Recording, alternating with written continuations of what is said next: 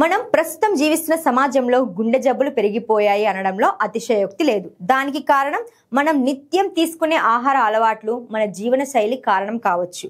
ప్రస్తుతం చిన్న పెద్ద అని తేడా లేకుండా చాలా మంది గుండెపోటుతో బాధపడుతున్నారు.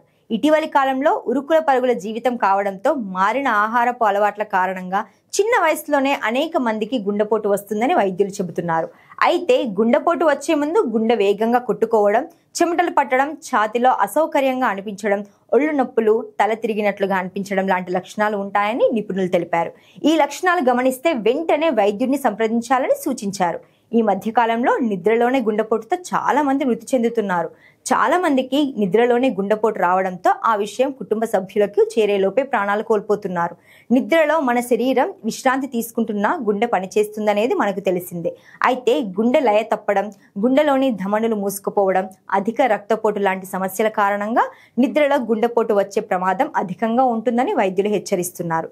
ఎప్పటికప్పుడు వైద్యుడిని సంప్రదించి చికిత్స తీసుకోవాలని సూచిస్తున్నారు. అలాగే నిద్రపోయే ముందు డీప్ బ్రీత్ తీసుకోవాలని వైద్యులు చెబుతున్నారు. డీప్ బ్రీత్ తీసుకోవడం వల్ల మనసు ప్రశాంతంగా మారుతుందంటున్నారు.